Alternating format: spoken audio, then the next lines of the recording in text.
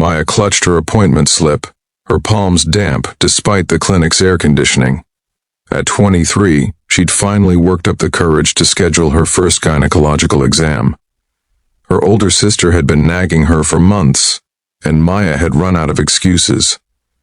The waiting room was surprisingly modern, with soft lighting and calming music that did little to settle her nerves. She'd specifically chosen this clinic because the reviews mentioned their gentle approach with anxious patients. Maya Chen? A nurse with kind eyes appeared at the doorway. Maya's legs felt unsteady as she followed the nurse down a pristine hallway. She changed into the examination gown, her hands trembling slightly as she tied the strings. The paper crinkled loudly beneath her as she sat on the examination table, making her feel even more exposed. A knock at the door made her jump. "Miss Chen? I'm Dr. Alexander Hayes." The door opened, and Maya's breath caught in her throat. He couldn't have been much older than 30, with warm brown eyes and an unexpectedly approachable demeanor. But what truly shocked her was the discreet profile she'd accidentally glimpsed on her phone while researching the clinic's doctors. Dr. Hayes wasn't just any physician.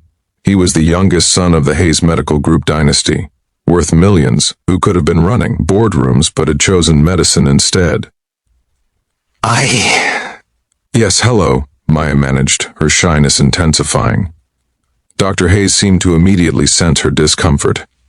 He rolled a stool over and sat down, maintaining eye contact rather than immediately beginning the examination. "I understand this is your first visit. It's completely normal to feel nervous.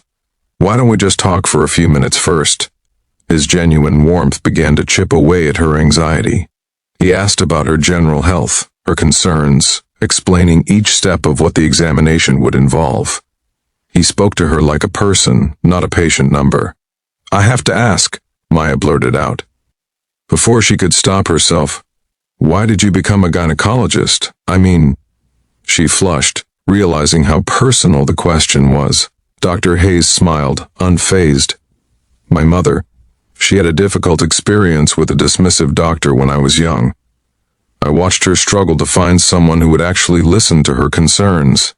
It made me realize how important it is to have physicians who treat patients with dignity and take their worries seriously, especially in such a vulnerable specialty." Something about his honesty made Maya relax further. The examination proceeded with him explaining everything, asking permission at each step, ensuring she felt comfortable. His professionalism was absolute, yet somehow he made the intimidating experience feel manageable. Afterward, as she dressed, Maya felt an unexpected sense of accomplishment. She'd done it. Dr. Hayes knocked before entering again. "Everything looks perfectly healthy. Do you have any questions?" "Actually," Maya said, surprising herself with her boldness, "thank you for making this less terrifying than I thought it would be." "That's my job," he said warmly. "Though I do hope you won't wait another year for your next checkup." As Maya left the clinic, she realized something had shifted.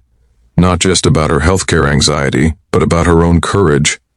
She'd faced something that terrified her, and the doctor who could have been anywhere had chosen to be exactly where people like her needed him.